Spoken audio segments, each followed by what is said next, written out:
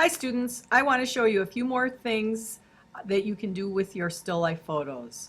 This is a still life photo that one of you shot, and I played around with it a little bit, and this is what I have right now. And some of the things I want to show you, if you look back to the original, is how to straighten out that bottle in the background. It's a little bit distracting when it leans like that, and then how to create a vignette, how to change the color, temperature, etc. So let's get started. Remember, the first thing you always do is duplicate the background layer. So Command J will duplicate the background layer. And the next thing I like to do, now that you have it duplicated, you can twist and turn and distort, etc. Here I'm going to use the double arrows and move that. Command T will bring up your transform commands. So Command T, and then right click or control click, and these are the different transformations that you can do: scale, rotate, skew, distort, perspective, and warp. My two personal favorites are distort and warp, especially distort, because it allows you to pull the four handles independently in the corners and really move your image to the correct position.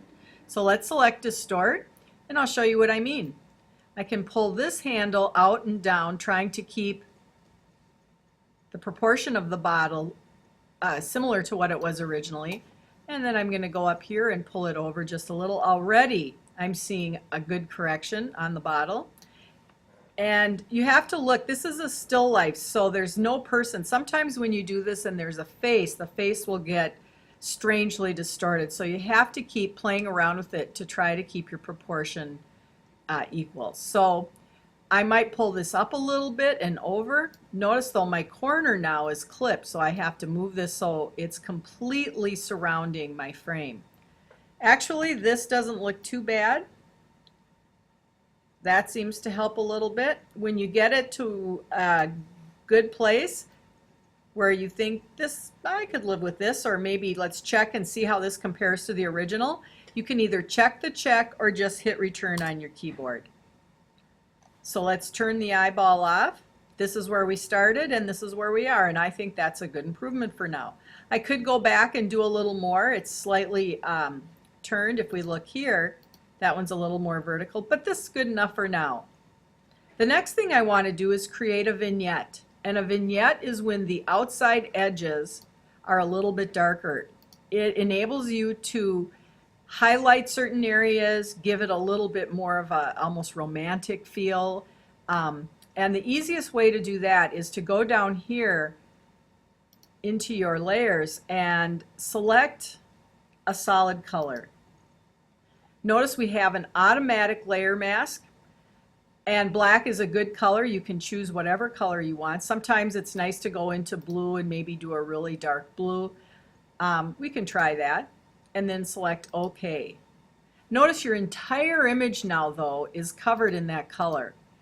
We're going to go over and click on the layer mask, get our brush, and make sure we select black. Remember, black is the blocking color, and we want to block some of this darkness. I'm also going to go up and look at my opacity and make sure that it's pretty low. We want to do it just a little bit at a time. And then also I'm going to check my brushes. Remember, the right bracket increases the size and the left bracket decreases. So I'm going to make it as large as I can, and then very slowly just start sort of tapping and moving my brush around. And if you use a low opacity, you'll get much softer edges. If you use 100%, it'll just go from dark to light too quickly. So let's continue moving it around. I want this flower in the foreground to maybe be my center of interest and to darken the edges. And that's getting kind of nice.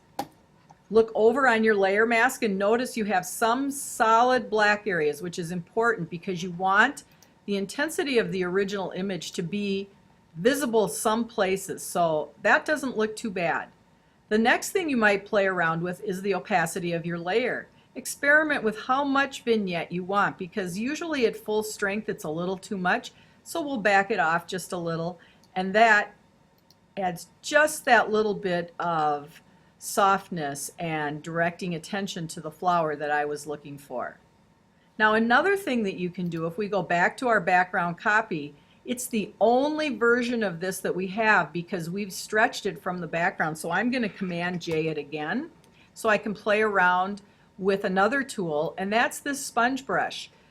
Hopefully you all remember dodge and burn from photo 1. Dodge will lighten, burn will darken. And another tool that we haven't used is the sponge tool, and it's pretty cool. You can either desaturate colored areas or saturate, and it allows you to go in and spot saturate certain parts of your image. So I'm going to go and just actually keep my flow a little light because I don't want it to get bright too fast, and just tap the flower. And again, before and after. And if I think that's a little too much, I can always lower the opacity or go back into my history and just go back a little bit. I just wanted a little bit of brightness.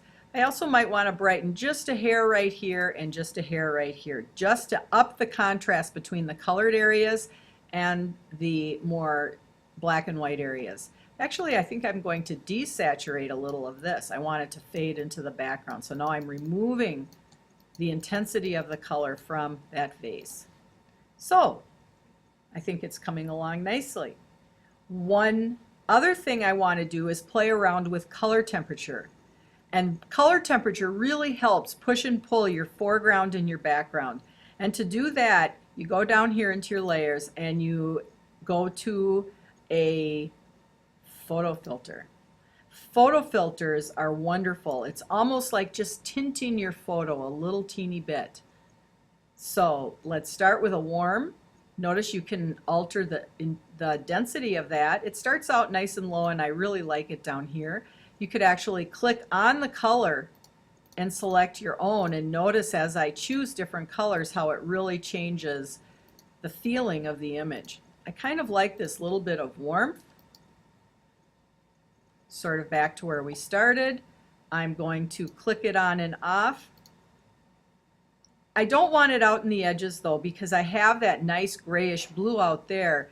So I'm going to again go to my brush, maybe up it a little, make my brush slightly smaller, and I'm going to remove that warmth from the outside edge. So I have the contrast, just a little teeny bit of warmth, sort of like the bottle is glowing into that space. And if I took away too much, remember, white reveals, so I can go back and add that warmth around the bottle. It's very subtle. If we go before and after, you can see the difference.